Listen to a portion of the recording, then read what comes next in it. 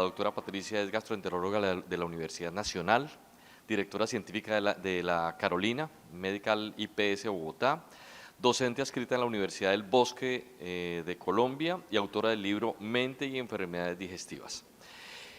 Bueno, ¿qué cambios han resultado pertinentes en el tratamiento de la enfermedad por reflujo gastroesofágico de acuerdo a las últimas guías y aterrizadas realmente en la vida real?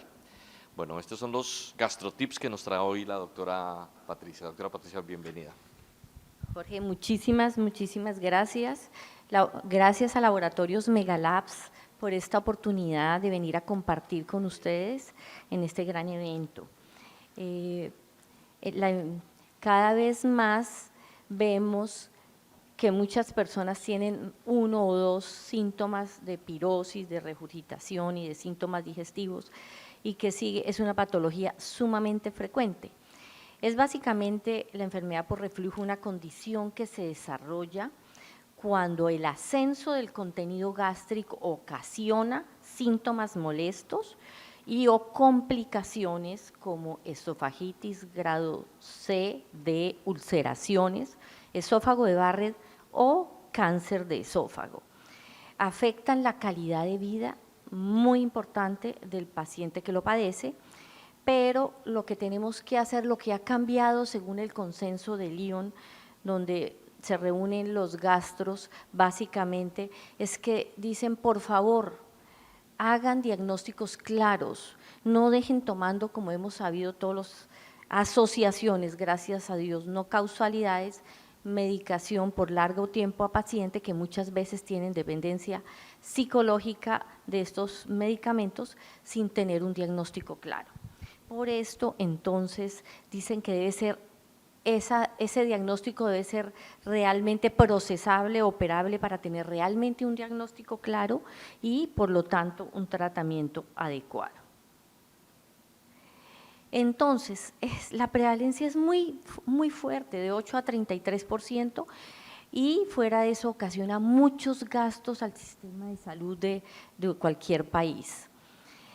Básicamente, dentro de la patofisiología tenemos unos factores agresivos como es el ácido que refluye al esófago, la pepsina, los ácidos biliares en los pacientes que han sido operados de vesícula, etcétera, algunos fármacos como antiinflamatorios no esteroideos, pueden ocasionar todos estos síntomas, el alcohol, el cigarrillo puede disminuir también la presión en el esfínter esofágico inferior, comidas muy copiosas, sobre todo acostarse inmediatamente de comer y definitivamente sumamente ácidas, aunque todo esto es debatible. Respecto a los factores defensivos, recordar que está la unión esófago-gástrica, donde actúan el esfínter esofágico inferior y la crura diafragmática, favoreciendo que no haya estos episodios. La obesidad, las hernias, etcétera, favorece por el aumento de la presión intraabdominal que pueda haber episodios de reflujo. La peristalsis, básicamente primaria, secundaria, ayuda a que todo esto se disminuya. El aclaramiento químico dado básicamente por la saliva y por el bicarbonato son todos factores defensivos. En la definición fisiopatológica hoy en día, antes solamente hablábamos de que se habían aumentado los eventos de reflujo, la acidez, el volumen, que existían porque es una enfermedad multifactorial y por eso tantas especialidades tienen que ver con lo del reflujo. Las relajaciones transitorias del esfínter esofágico inferior no asociadas a la deglución, obviamente las alteraciones anatómicas como la hernia hiatal, el hiato incompetente, alteraciones en el aclaramiento esofágico y el mal vaciamiento gástrico. Pero también cada vez se toma en cuenta más como la hipersensibilidad, personas normales no reaccionarían tan fuerte a tener esos episodios que ocasionalmente todos tenemos, esa hipersensibilidad, esa hipervigilancia, donde los pacientes están pendientes de otros síntomas en otros sitios. Obviamente todo esto está asociado al estrés, a la sensibilización independiente de cada persona. Los quiero ir llevando básicamente cómo harían ustedes en un consultorio donde ustedes se encuentran. Entonces, lo primero, es hacer una adecuada historia clínica, teniendo en cuenta pirosis, un dolor que se inicia en epigastrio, quemante, regurgitación, una sensación de que el líquido espontáneamente aparece a nivel de la garganta y da sensaciones molestas, el dolor torácico, no olvidar que un 50% de los pacientes que van a urgencias, que les hacen electrocardiograma, todas las pruebas son absolutamente normales y 50% tienen patología esofágica y la más importante de todos es el reflujo.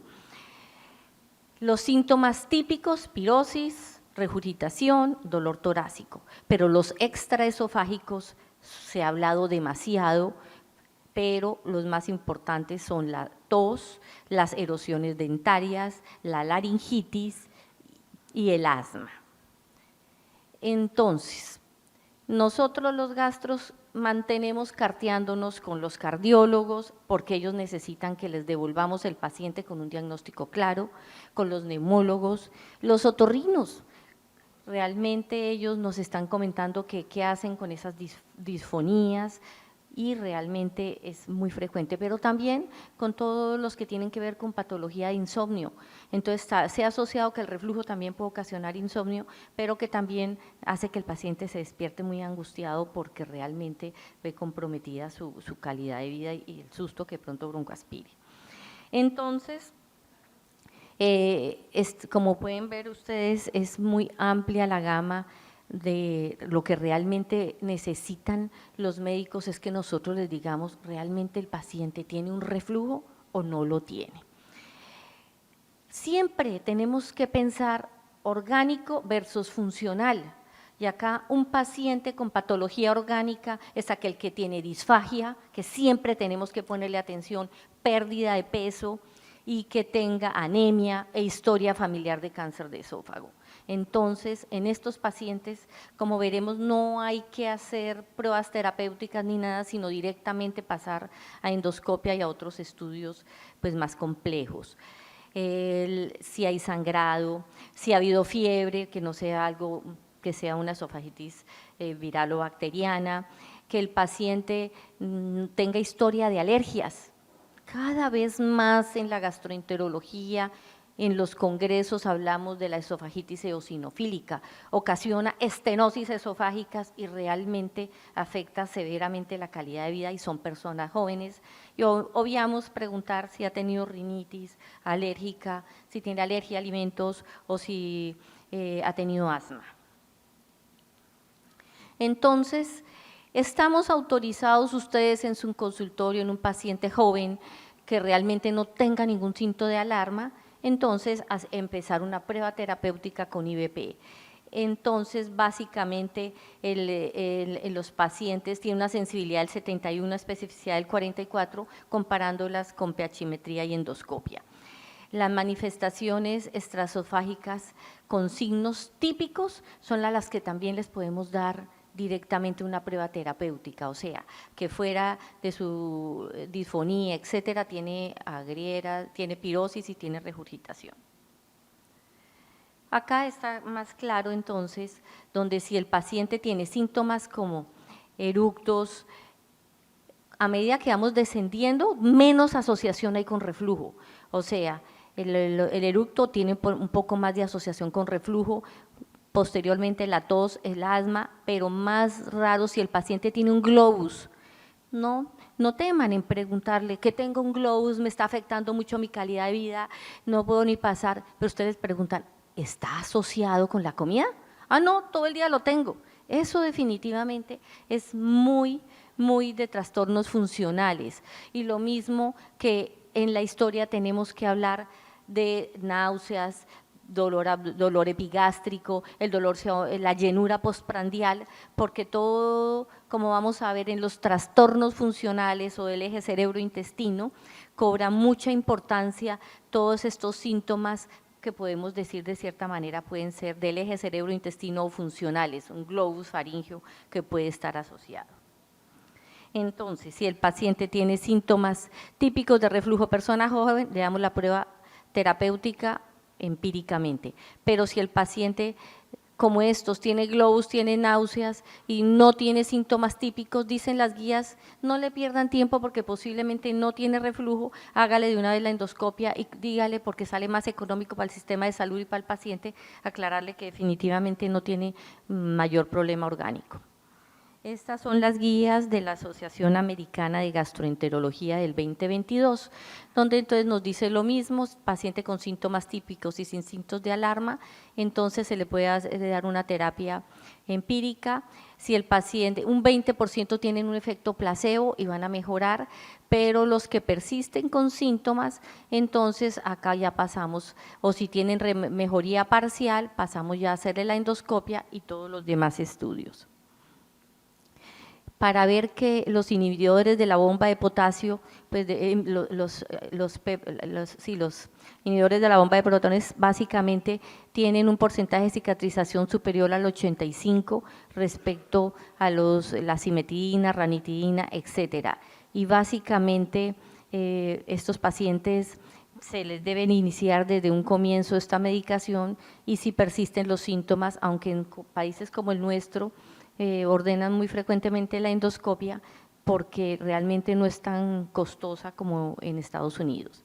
Ayuda básicamente a la cicatrización, entonces tenemos siempre que ver si hay mejoría clínica, mejoría de la cicatrización endoscópica, si hay mejoría de la pirosis y si hay mejoría de la regurgitación, como lo podemos ver en todos los pacientes son efectivos.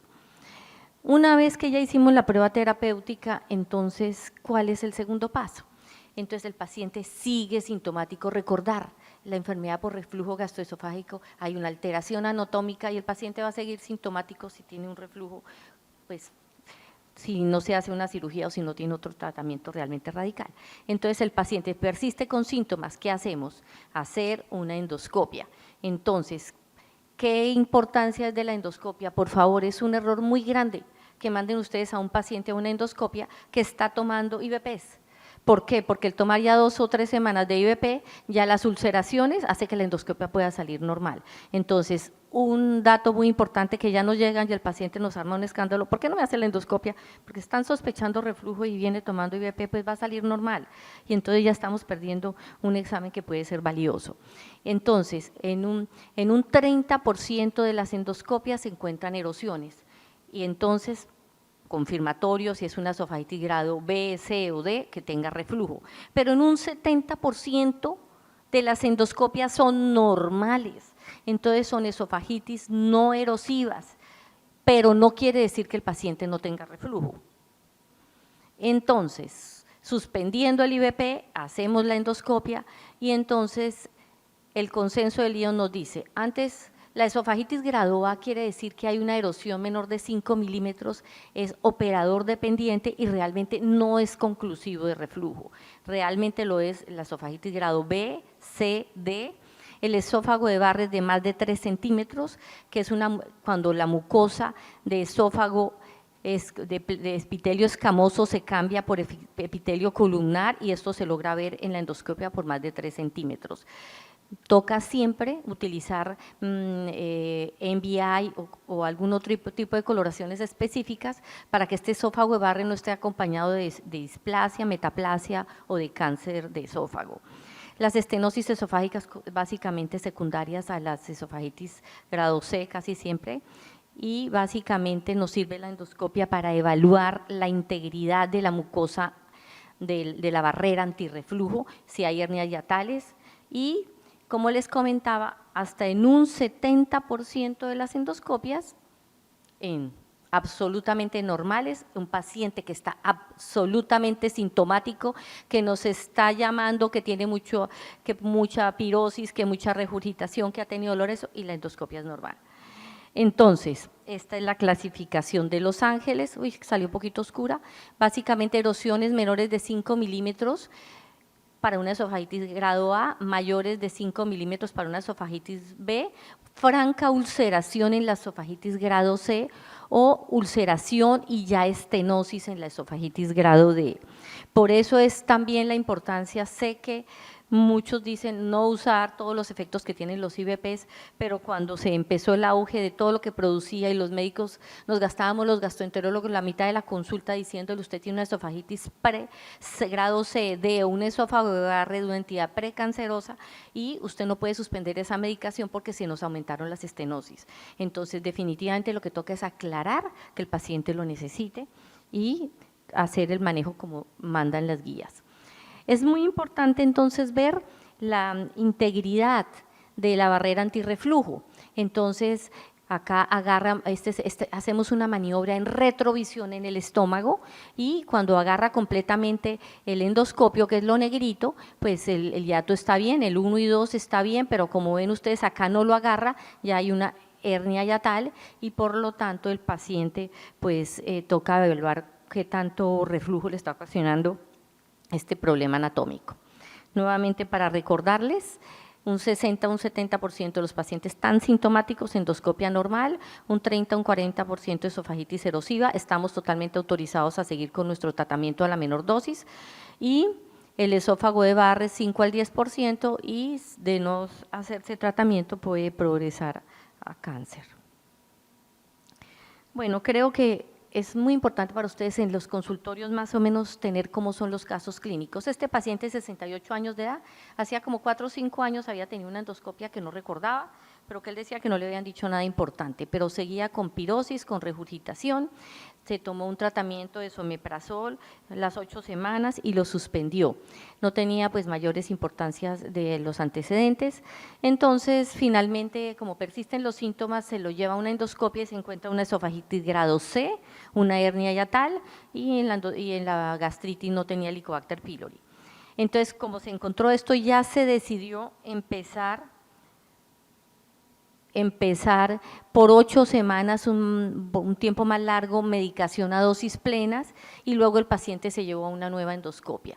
El paciente tenía sobrepeso, índice de masa corporal de 28, recordar que en reflujo es muy importante decirle al paciente tiene que bajar de peso y todos los cambios del estilo de vida que les decimos, el paciente fue muy juicioso, bajó de peso y ya lleva la esofagitis bajó de un grado C a una grado A, entonces nosotros necesitamos remisión clínica y remisión endoscópica y posteriormente la menor dosis de mantenimiento y el paciente ya lleva todo este tiempo, este año ha estado ya perfecto.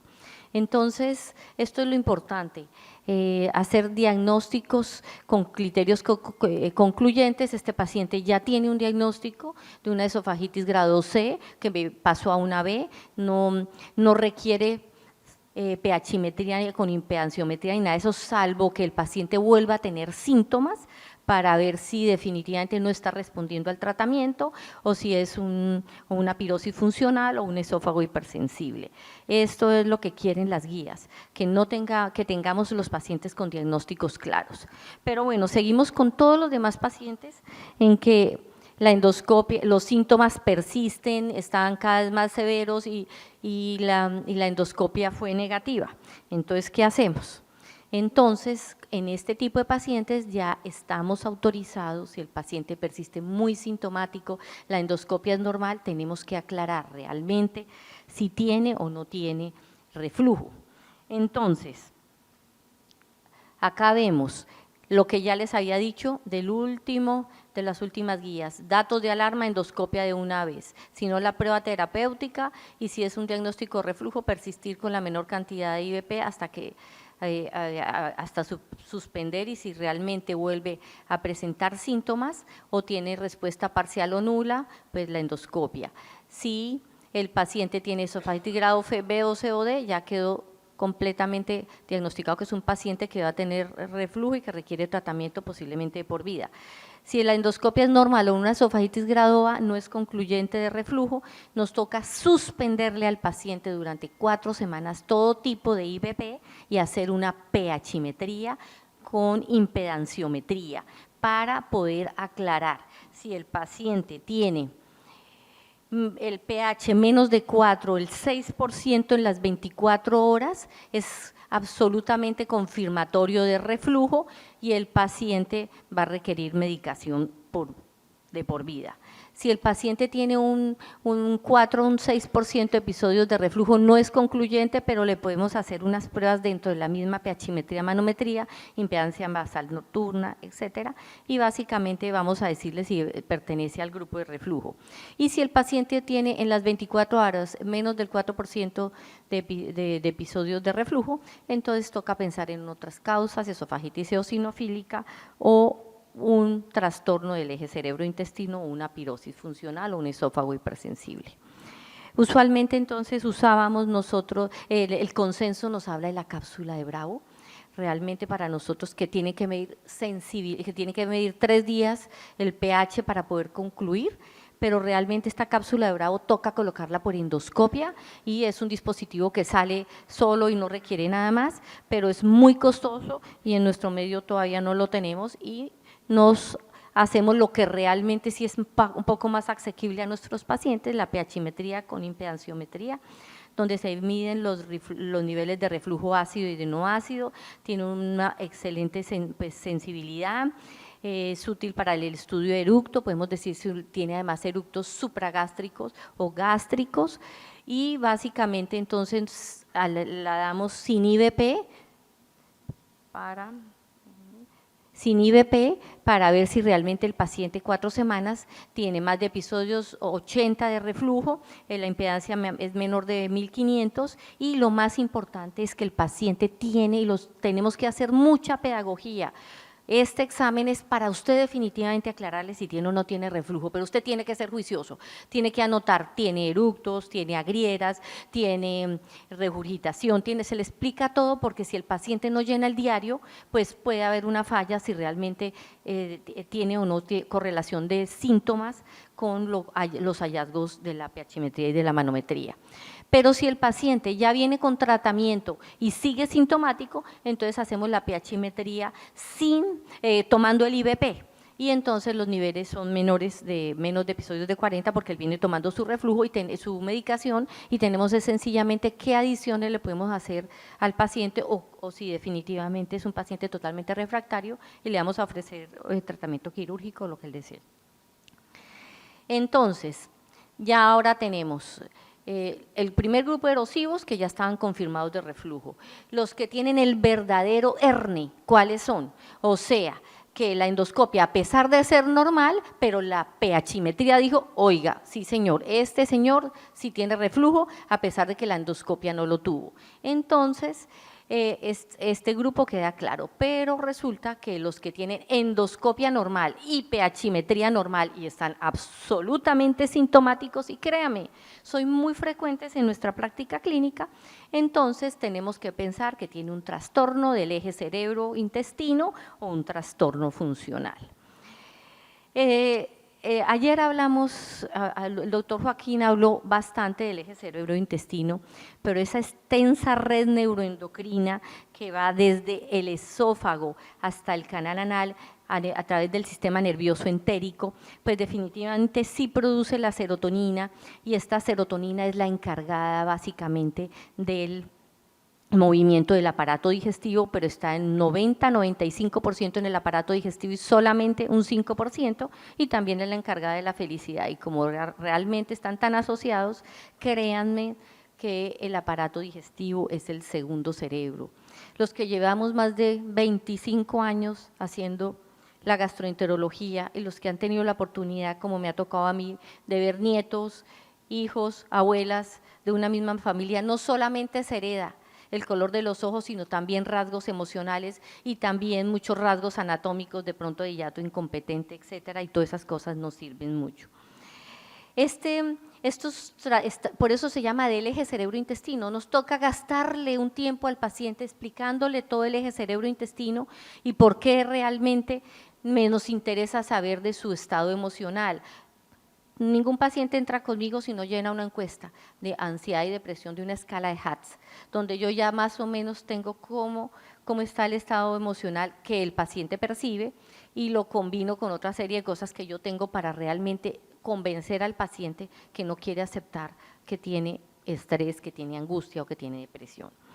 Entonces, este grupo de desórdenes gastrointestinales cursan con alteraciones fisiológicas, morfológicas, se dividen según el sitio del aparato digestivo, según el grupo del Consenso de Roma, que es un psiquiatra gastroenterólogo, el doctor Douglas Grossman, quien se encargó de reunirnos a todos los gastroenterólogos para tener un poquitico más todo absolutamente cuadrado según el órgano de esófago, gastroduodenal, el colon, etcétera. Cursan con hipersensibilidad visceral, disturbios de la motilidad, alteración de la función mucosa inmune, alteración de la microbiota, alteración en el procesamiento del sistema nervioso central. Pero pilas, hasta un 40% tienen overlap o mixtos, o sea, un paciente mío que tiene una pirosis funcional o un esófago hipersensible puede tener la primera, una dispepsia funcional. Ay, la comida me cae mal, etcétera, por eso es que es tan importante la misma historia gastrointestinal, o cursan con dolor abdominal y alteraciones en el hábito intestinal, y lo más importante de todo es que siempre tenemos que mirar la cronicidad, más de 6 meses de evolución para hacer estos diagnósticos funcionales. Entonces, en la pirosis funcional, entonces básicamente la pirosis, una vez por semana, síntomas de 6 meses de evolución, pero lo típico es endoscopia negativa para reflujo, pH impedanciometría negativa y la asociación de síntomas fue negativa, o sea, no hay ningún tipo de correlación en la pHimetría cuando el paciente tiene el síntoma. Este paciente sí definitivamente me encantó porque me enseñó mucho. Este señor llegó de 48 años, estábamos en plena época de pandemia y resulta que el hombre había tenido dolor torácico, un globus y él tenía una pirosis que no lograba manejar. Por ese dolor torácico asistió en ese momento como pudo a urgencias y lo sacaron ahí mismo, pero le descartaron patología coronaria y posteriormente lo siguió viendo el cardiólogo. Posteriormente el paciente seguía con su malestar, seguía con su globus, con su pirosis, venía ya obviamente tomando todos sus IVPs, etcétera, y entonces consultó al otorrino. El otorrino le hizo la laringoscopia y no, usted necesita un gastroenterólogo. Finalmente nos llegó el paciente a gastroenterología y pues le suspendimos el IVP y le hicimos la endoscopia normal, pero el paciente, para los pacientes es terapéutico tener el número del celular de nosotros para pacientes para contar cómo va y sobre todo en gastroenterología. Pues este hombre me llamaba, me escribía mañana, tarde y noche, y absolutamente. Entonces, no, señor, usted definitivamente, nada que hacer, usted, si quiere seguir conmigo, tiene que hacer lo que yo le digo, de lo contrario no, hay muchos gastos, pero yo necesito realmente tener un diagnóstico, entonces le hicimos la manometría le hicimos también, porque el paciente tenía dolor torácico para descartar acalasia, pseudoacalasia y todos los trastornos motores, pero era muy importante la pHimetría para ver si realmente tenía o no tenía reflujo.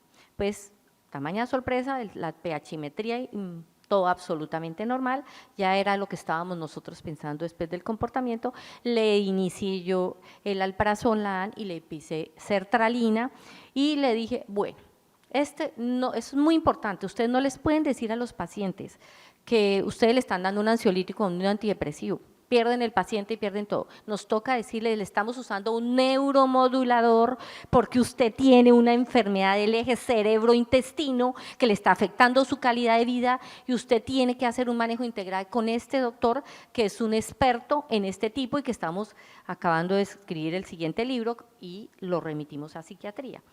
Por fortuna, ya 2 años, el paciente está mejor, pero mire lo que sucedió. Ese paciente, él había tenido COVID y su padre había muerto de COVID en el mismo episodio que él tuvo. Y entonces no tuvo jamás tiempo de enterrarlo y fuera de eso estaba en relación conflictiva con el papá, hacía como 1 año antes de la pandemia no se veían. Entonces él tenía ese sufrimiento y él todo de una manera involuntaria requirió entonces, lo vio psiquiatría, le hizo un diagnóstico de un trastorno de ansiedad severo con un duelo patológico y Eso es otra cosa de lo que hemos aprendido, que ayer comentábamos con el doctor Joaquín. Estos pacientes piensan que porque van una vez al psiquiatra mejoraron. Si esto es hasta que no hagan el manejo indicado y allá no van los locos. Básicamente es hasta que logremos que usted supere ese duelo y va a mejorar. Efectivamente, el paciente está perfecto. Pero si no se hacen las cosas como son, estaría tomando todavía ese IVP y estaría tomando otros medicamentos y proquinéticos y más cosas, porque no le servía absolutamente nada. Entonces, es muy importante el manejo integral, es muy importante no solamente la persona es esófago ni estómago, sino es una integralidad. El esófago hipersensible. Otro tipo, básicamente la endoscopia normal, no hay estos son los criterios de Roma, ausencia de esofagitis eosinofílica, ausencia de trastornos motores, pirosis una vez a la semana, síntomas de más de 6 meses y la endoscopia es negativa, la pH-metría es negativa, pero sí hay asociación sintomática. Y entonces en estos pacientes, sí, cuando está afectando mucho la calidad de vida, podemos dar ocasionalmente, se les puede dar neuromoduladores y inhibidores de la bomba de protones muy ocasionalmente. Entonces, en el tratamiento de la alergia toca, primero, la modificación del estilo de vida, definitivamente muy importante el peso y el dejar de fumar. La terapia farmacológica según el fenotipo, ya podemos decir IVPs, antiácidos, neuromoduladores, terapia quirúrgica, terapia endoscópica o terapia psicológica. El peso ideal definitivamente es muy importante, decirles índice de masa corporal, nada que hacer. Elevar la cabecera a la cama tiene controversias, a veces dicen que dan problemas en columna, etcétera, pues realmente es opcional. Los medicamentos antiinflamatorios, básicamente pues antibióticos cuando toca darlos y los medicamentos, básicamente los antiinflamatorios no esteroideos, disminuirlos, comidas pequeñas, pero lo más importante es no comer 3 a 4 horas antes de acostarse, reducir alcohol, cafeína y no fumar. Los efectos de la obesidad, básicamente 3 a 5 kilos bajan y ya el paciente disminuye la pirosis y la regurgitación. Entonces la piedra angular, entonces definitivamente los inhibidores de la bomba de protones y vemos que definitivamente los niveles de hasta un 95% de la inhibición de la secreción de ácido. En cuanto a la eficacia, comparados todos con el omeprazol, definitivamente vemos al deslansoprazol y el rabeprazol y el esomeprazol. En cuanto a los efectos secundarios, es lo que siempre se ha hablado de las asociaciones, se ha asociado con miles de cosas y se pueden encontrar más, pero realmente la causalidad no se ha encontrado porque de lo contrario ya mismo la FDA los hubiera suspendido del mercadeo. Entonces básicamente debemos de todas formas hacer tratamientos a mi modo de ver personalizados, personas mayores que realmente lo estén tomando, de pronto hacer niveles de glicemia, de niveles de vitamina B12, de los micronutrientes, ver cómo están las infecciones entéricas y pulmonares, sobre todo en pacientes de unidad de cuidado intensivo. Definitivamente los probióticos me parecen una muy buena alternativa también, sobre el riesgo de fracturas, pero básicamente toca pensar en personas, en mujeres que ya en realidad tenga osteopenia, osteoporosis o hacer siempre el manejo. Siempre tenemos que ser como internistas y no solamente cerrarnos a que no existe nada, sino que realmente no hay causalidad, pero que debemos prevenir. La eficacia en los síntomas atípicos, pues definitivamente es menor, un 74% para el dolor torácico, como decimos, siempre miramos las características también de la cicatrización endoscópica y los síntomas clínicos, menor efectividad en asma y en otros. Siempre las estrategias, si el paciente no nos ha mejorado, cambiar a otro IVP o dividir la dosis o duplicar la dosis hasta que lo logremos nivelar. Siempre pensar ustedes en esa imagen que les mostré, tenía una esofagitis grado CD y ya queremos que esté en esofagitis grado A y realmente que haya resolución de síntomas. El del lansoprazol, un isómero del lansoprazol, básicamente actúa a nivel de 2 tiempos, su cápsula entérica, por lo tanto la primera en la primera porción del duodeno y la segunda a nivel del intestino delgado distal, y ahí vemos cómo comparado con el esomeprazol mantiene el pH más alto el del lansoprazol, es más eficaz. Y lo mismo acá vemos como en el tiempo, el periodo que tiene el pH menor de 4 es mucho mayor con el verde, que es el del lansoprazol, y lo mismo en mantener el pH es mucho mayor con el del lansoprazol que con el esomeprazol. Respecto a las guías, entonces el IBP es la elección en la curación de esofagitis, terapia de mantenimiento en la menor cantidad de dosis, se deben administrar 30 minutos antes de la cena, no usar prokinéticos solamente si se demuestra que el vaciamiento gástrico está retrasado. Yo creo que eso es a veces muy teórico, pero todos nos hemos visto desesperados y utilizamos con estos pacientes algunas alternativas que nos pueden ser de ayuda, o si el paciente va a comer tarde para que no tenga episodios de reflujo.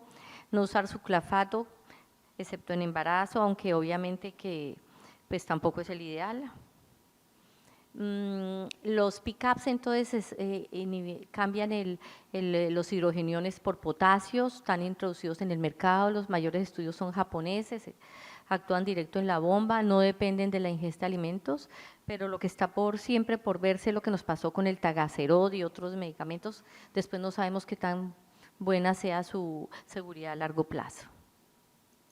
Los neuromoduladores, pues los tricíclicos, en todos los textos de gastroenterología hablan mucho de los tricíclicos, y nosotros decíamos la amitriptilina, todos esos efectos anticolinérgicos que tiene, pues se ha visto que es bueno para el dolor, pero obviamente que todos los inhibidores de la recaptación de serotonina, tetracíclicos, se están tratando de ver, porque definitivamente los efectos secundarios son menores, y decirles a los pacientes que deben utilizarlos es como neuromodulador, porque hay demasiado rechazo, y si no, pues ahí acá tenemos al doctor Lalacea o otros cosas que también nos pueden ayudar, pero cuando es tan severo como casos grandes, nos toca definitivamente usar ellos, pero de lo contrario podemos tener otras alternativas farmacológicas.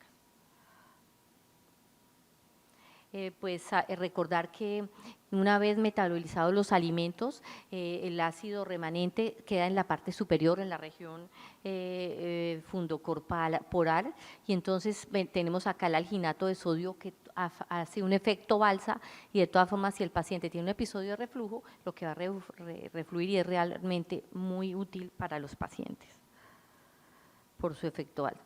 El tratamiento quirúrgico, entonces lo más importante es tener una pHmetría, una manometría, un diagnóstico confirmado de reflujo. Todo este tiempo que yo he trabajado con los cirujanos, he tenido muchos pacientes, a uno les ha ido peor, les quedaban con disfagia, quedaban muy sintomáticos, pero eso era que no realmente el paciente de pronto si el paciente no mejora con los IVPs y todas esas cosas, difícilmente va a responder al manejo quirúrgico, y sobre todo lo más importante es en pacientes que tengan hernias hiatales grandes, porque sí se les va a arreglar la anatomía que está alterada. Y el consejo mío siempre es, nosotros siempre tenemos una junta, porque hemos tenido pacientes como el que yo describo ahí en el libro, La mente y las enfermedades digestivas. Llegó, doctora, yo ya tengo 2 cirugías antirreflujo, estoy terriblemente mal, pero vengo para acá. Ahí mismo yo le dije, si usted está pensando que yo le voy a decir que se vaya a la 3.ª cirugía, nada que hacer. Usted tiene que tratar de controlar los síntomas, y empezamos a ver, y en ese momento ya tenía una hija con retraso mental, ya tenía una cantidad de problemas, le adicionamos un neuromodulador, le hicimos una pHmetría, manometría, y le cuadramos todo de acuerdo a eso, y entonces realmente es que eso es lo muy importante. El esófago es demasiado hipersensible y afecta mucho la calidad de vida, y el paciente ya dice, como llega un muchacho, llegó 20 años tomando IVP, doctora, y todo, digo, pero mire, usted tiene una endoscopia que dice una gastritis crónica, ¿de dónde está su reflujo? No, es que yo tengo mucho reflujo. No, señor, primero que todo vamos a diagnosticar, y segundo vamos a manejar, y tercero vamos a hacer el manejo como realmente es, antes de dejar a un paciente que de pronto jamás necesita ese tipo de medicación. Bueno, este estudio se hizo en Colombia, básicamente desenlaces clínicos del tratamiento con deslanzoprazol en pacientes con ERGE que no responden inicialmente a dosis estándar de IVP convencionales. Ellos fueron los autores. Y describir el comportamiento clínico en pacientes que tenían pirosis, que tenían regurgitación, que ya habían recibido una dosis estándar de IVPs después de 8 semanas con deslanzopral. Este fue un estudio observacional, se tomaron 80 pacientes adultos que les persistían sintomáticos, se les dio tratamiento por 8 semanas, excluyeron manifestaciones extraesofágicas, complicaciones del reflujo y trastornos motores esofágicos. Las variables, entonces se les tomaba una encuesta al comienzo y al final de si tenía resolución completa de los síntomas, tenían síntomas 2 días a la semana, cómo había estado los síntomas en los últimos días y se les aplicó un cuestionario totalmente validado para reflujo de la calidad de vida y se monitorizaban los efectos secundarios. La escala de Morisky-Green de adherencia, si olvidó tomar alguna vez el medicamento, si lo tomó siempre a las horas indicadas, estas eran las respuestas normales. Cuando se encuentra bien, deja de tomar la medicación, o si alguna vez le sentía mal, deja usted de tomar, básicamente. Entonces, 4 respuestas correctas, era 100% adherente. Las características basales, entonces encontramos una edad promedio de 51 años, 72% mujeres, 28% hombres. Dentro del peso no fue un problema, básicamente que hubieran tomado chocolate los últimos días más y que hubieran tenido, algunos habían tomado alimentos crónicamente, pero pues no tenía mayor problema. Venían tomando IV previos que lo que todo el mundo piensa, lo que más se formula, el esomeprazol, pantoprazol y los otros. La evolución clínica después de las 8 semanas, entonces se encontró que un 68% tenían mejoría clínica y que los que tenían 7 días síntomas pasaron de tener 44% a 4% de los síntomas.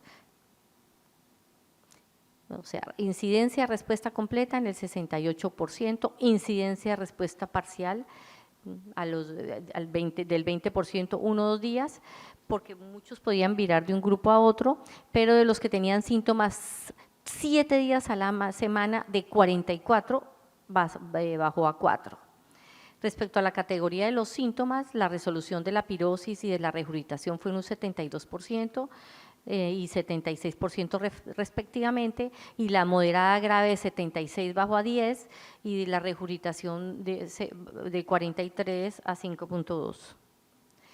Se requirieron menos consumo de alginatos, de antiácidos de esos pacientes. Como ustedes ven, tenemos que siempre tener alternativas para que el paciente tenga mejor calidad de vida, en un 72%. Respecto a la calidad de vida, después de las 8 semanas de eso, es muy importante. Cuando el paciente tiene la basal niveles inferiores, o sea, como 33, es que tiene muy mala calidad de vida. Después de haber recibido tratamiento, se subió. Es decir, la mejoría en todos los parámetros de la calidad de vida. Respecto a la adherencia, entonces encontramos una adherencia del 64.5%, 64.5%, ¿qué pasaba? Que el deslanzopral tiene la acción dual o doble, o sea que si lo tomó en media hora antes del desayuno, perfecto, pero como estos que tienen el 64 olvidaron tomarlo y lo tomaron después, tiene acción dual y también funciona, a diferencia de los IVPs tradicionales, que es ideal que lo tomen media hora antes de cada comida. Entonces, las conclusiones, después de 8 semanas de tratamiento con deslanzopral en pacientes que persistían sintomáticos con IVPs, se logró una incidencia completa del 68% y una parcial en 20%. Los pacientes que tenían síntomas los 7 días de la semana pasaron de ser del 44% en la consulta inicial a solo 4% en las 8 semanas de tratamiento. Después de 8 semanas de tratamiento con Deslansoprazol, una resolución completa de la pirosis del 72 y de la regurgitación en 76. Y se observó una mejoría consistente en todos los dominios de la calidad de vida después de 8 semanas de Deslansoprazol. Este trabajo fue publicado en una revista de medicina interna en Argentina. Los mensajes para llevar a la casa. La enfermedad por reflujo es multifactorial y tiene factores fisiológicos, anatómicos, neuroenterales y psicológicos. Por eso es tan importante tener un diagnóstico claro para poder dar un tratamiento adecuado. Se debe tratar de identificar el fenotipo de los pacientes. Si es una enfermedad erosiva, pensar siempre 30-40% pueden llegar a hacer una estenosis esofágica o hacer un esófago de Barrett o hacer un cáncer. Por lo tanto, toca dar medicación a estos pacientes cuando posiblemente de por vida, la menor cantidad que se requiera para que el paciente no tenga estas complicaciones.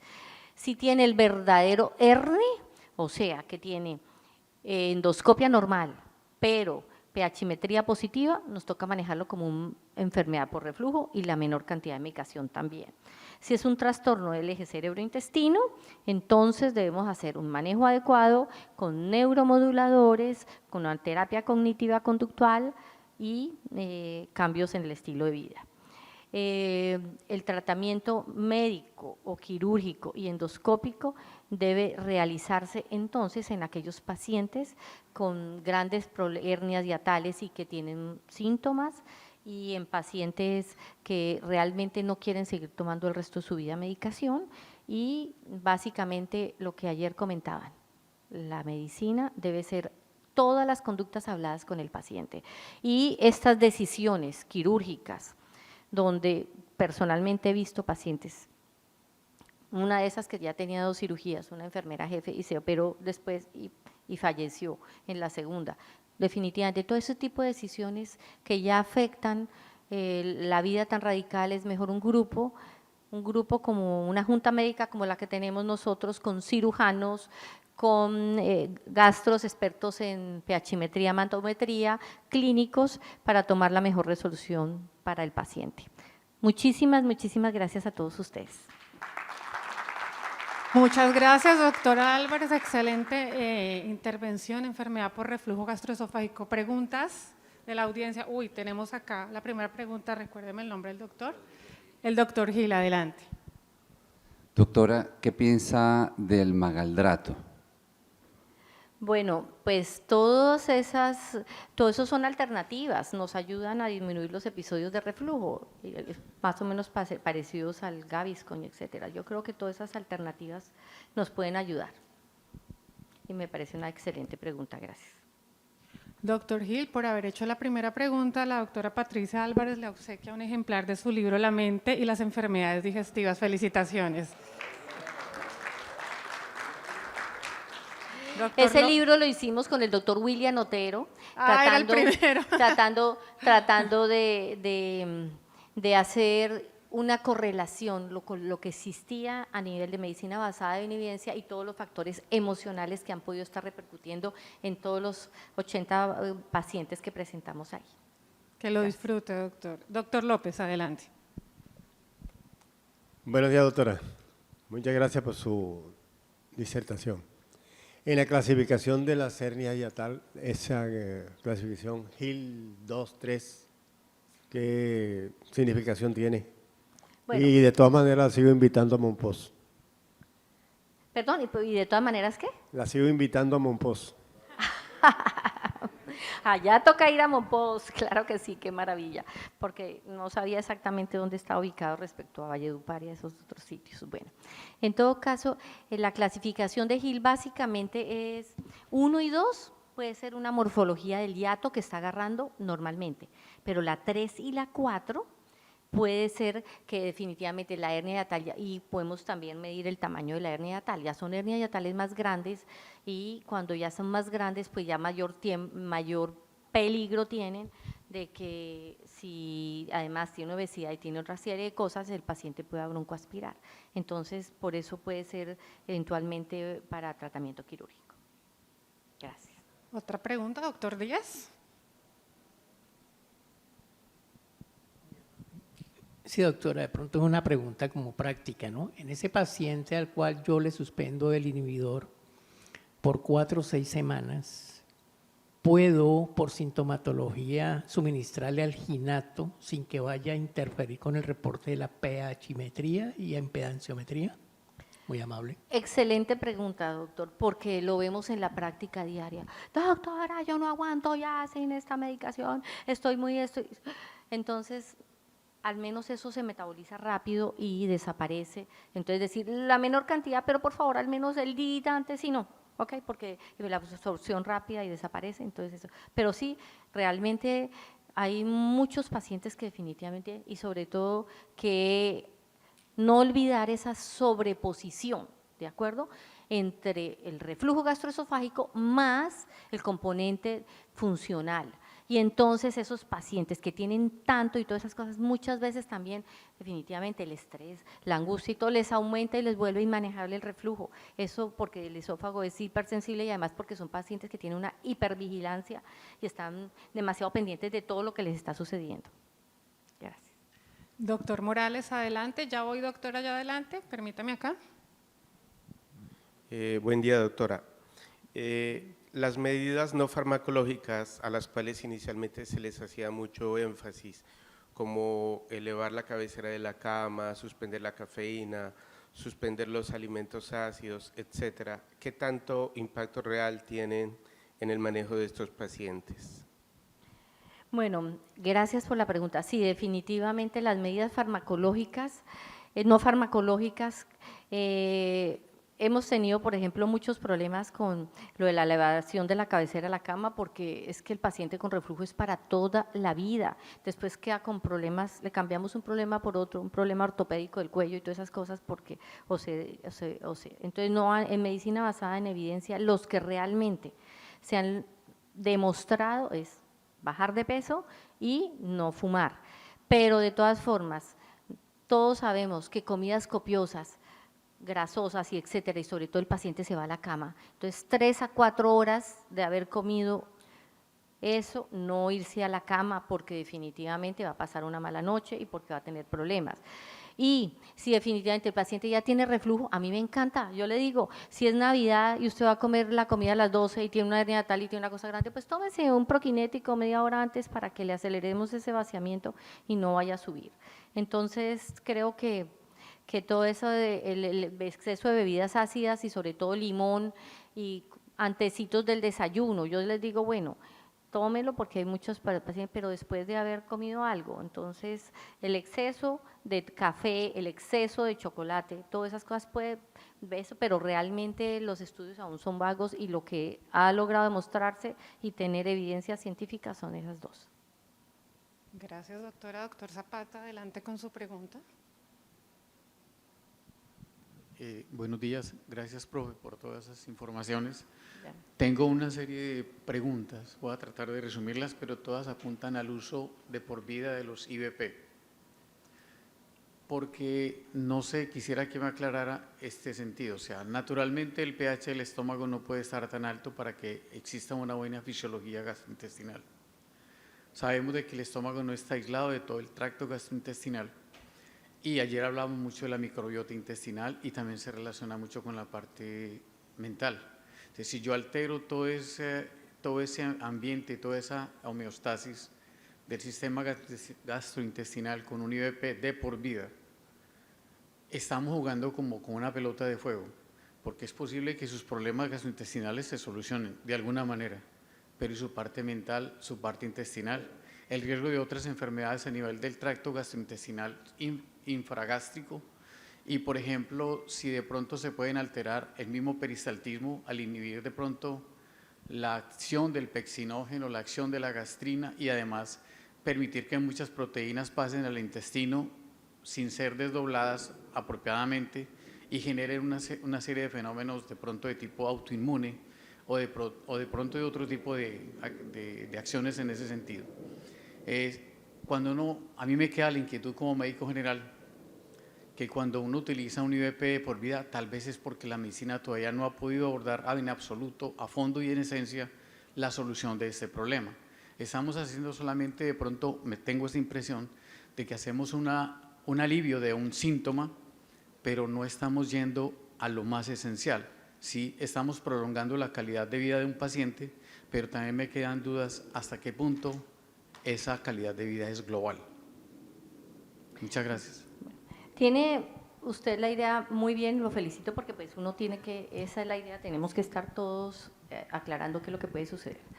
Resulta que el paciente tiene un problema, casi siempre cuando tiene esos reflujos tan severos, un problema anatómico que está favoreciendo que el contenido gástrico pase y que ya ha tenido, por ejemplo, una esofagitis grado C, D, y que se le está estrechando, y que muchas veces les tenemos que hacer dilataciones, y que si no manejamos adecuadamente esto, nos va a hacer el cáncer. Créame, yo he visto cuando a un paciente uno se le convierte un Barrett en cáncer, uno queda muy triste, ¿de acuerdo? Sobre todo ya cuando lo ve. Seguramente van a haber nuevamente soluciones y realmente la ciencia está progresando grande. Entonces, estos pacientes, como te digo, nosotros es nuestra obligación que la menor cantidad de IVP lo controlemos, ¿de acuerdo? Pero obviamente nos podemos ayudar de probióticos, nos podemos ayudar de prokinéticos, nos podemos ayudar del alginato de sodio y de otros muchos medicamentos. También es importante un paciente de verdad que usted a veces se despierta como son obesos y todas esas cosas, no duermen. Es que la calidad de vida es absolutamente terrible, ¿de acuerdo? Entonces, seguramente hasta el momento, gracias al Dios del cielo, hay algo que hacerles, ¿de acuerdo? Para que eso no viren y para que eso no suceda.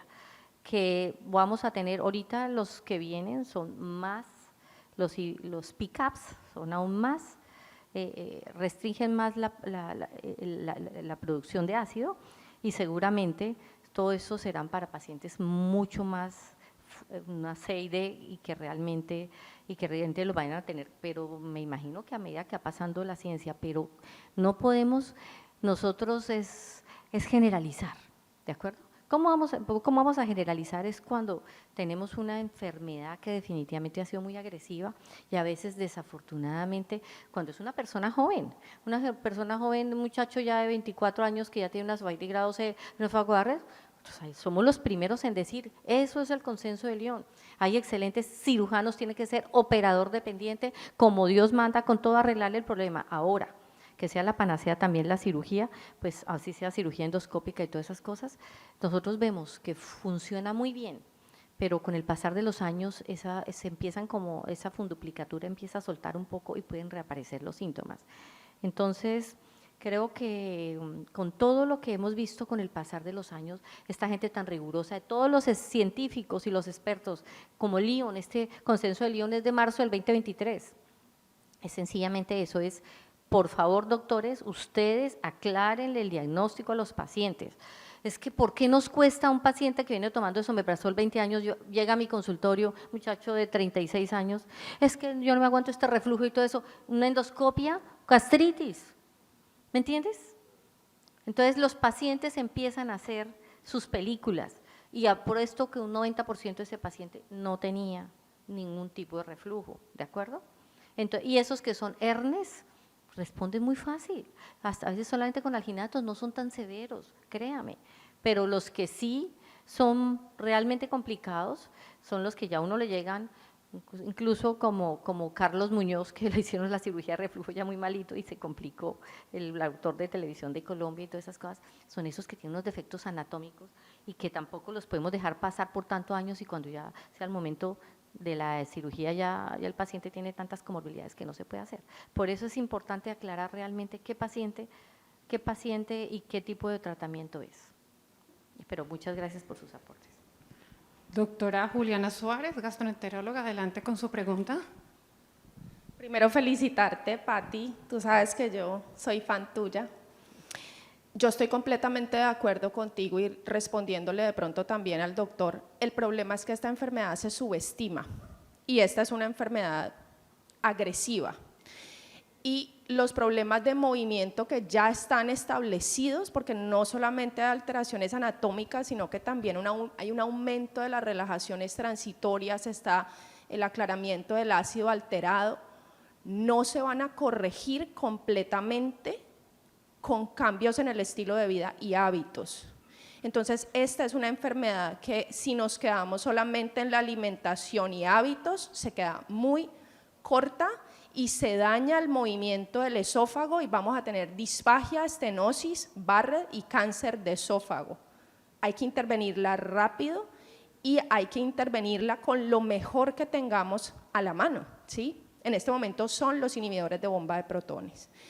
Claro, el cambiarle la acidez al sistema digestivo va a tener un efecto, pero ahí es donde nosotros tenemos que entrar a fortalecer la microbiota intestinal y tratar de utilizar la menor dosis en algún momento que necesitemos para el control de síntomas.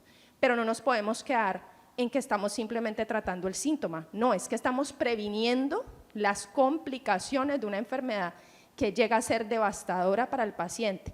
Y ahí va mi pregunta, ¿en qué momento y cómo haces el destete? Quería saber qué estrategia utilizas, porque el destete del medicamento a veces es donde uno puede tener dificultad como gastroenterólogo. Gracias. Ay, doctora Julianita, tú me la pusiste muy difícil. Muchas gracias, yo soy una fan también tuya porque sé la importancia de todo lo que tú estás haciendo. Pues yo pienso que definitivamente es ver la remisión clínica y la remisión endoscópica. ¿Y para qué? Entonces, si un paciente, mi querido doctor, lo que tú estabas preguntando, si yo le hago la endoscopia y tiene una esofagititis grado C, una úlcera terrible, grandotota, entonces, ¿qué hacemos? El paciente estaba muy sintomático, con pirosis, con regurgitación, hasta con dolor en el pecho, todas esas cosas. Le empezamos, entonces le damos las 12 semanas, entonces 12, 18 semanas a dosis fuertes y le hacemos la endoscopia. Toca hacer endoscopia en estos verdaderos ERES, precisamente para eso. Si el paciente como en el paciente que presenté, a las 12 semanas cicatrizó, ya pasó de una C a una A, entonces ya estamos en niveles que ya podemos empezar a ir desescalonando y de pronto dejarlo en la menor cantidad, pero muchos se fresconean y no vuelven a tomar, por eso mismo, y luego se le vuelven a aparecer a uno con una esofagititis COD. Entonces decirle, si él se toma 2 veces a la semana, o muchas veces, y con anginatos no necesita más, la menor cantidad de medicamento que él necesite para estar bien, pero el ideal a estos esofagititis tan severos o a los esófagos de Barrett toca hacerle pues su seguimiento endoscópico y clínico. Muchas gracias. ¿Alguna pregunta adicional? Doctora Patricia, un verdadero placer, un aplauso para ella. Muchas gracias. Megalabs, somos bienestar.